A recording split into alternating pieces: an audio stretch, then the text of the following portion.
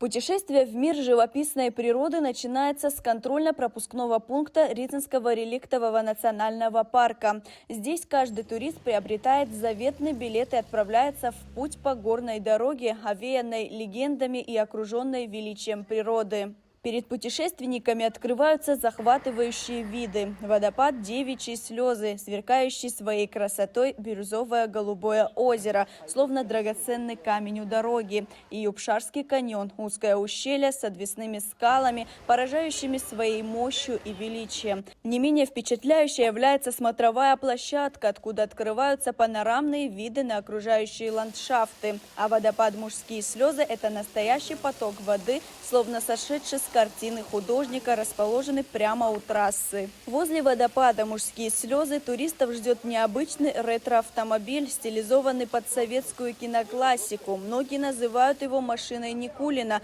или машиной из «Кавказской пленницы». Туристы с удовольствием надевают абхазское традиционное одеяние и фотографируются у этих удивительных мест. Мы приехали из Рязани, были тут 4 года назад, только в Сухуми. Сейчас мы в Гаграх.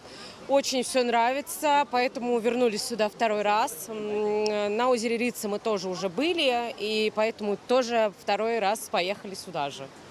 Здесь что вы уже успели посмотреть, что вам больше нравится? Что успели? Да все нравится, я не могу что-то определенное выбрать. Все нравится, все вообще классно, здорово. Всем советую здесь побывать.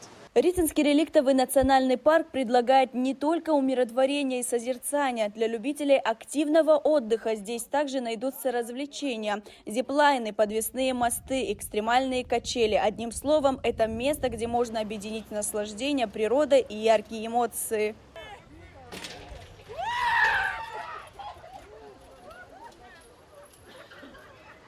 И вот, главная цель и сердце маршрута – величественное и завораживающее высокогорное озеро Рица. На смотровой площадке и у берегов озера можно не только любоваться бирюзовой гладью воды и окружающими лесистыми горами, но и покататься на катамаранах, отведать блюда местной кухни в кафе Апацхах, а также посетить исторические достопримечательности. Вид прекрасный. Ехали, удивлялись, восхищались. Так что первый раз, конечно, очень прекрасно. Очень. Нам очень понравилось. Ну, конечно, самое, что больше всего впечатлило, это ваша природа. Такой природы нет, наверное, если она где-то и есть, но мы и такую не видели. Поэтому только ваша природа, ваши люди, ваше гостеприимство, все прекрасно. Море прекрасное, все хорошо. В мае-июне количество туристов было невелико, однако июль этого года превзошел все ожидания по сравнению с прошлым годом. Благодаря этому месяцу показатели нынешнего года сравнялись с прошлогодними. По сравнению с прошлым годом ситуация тут разная в месяцах.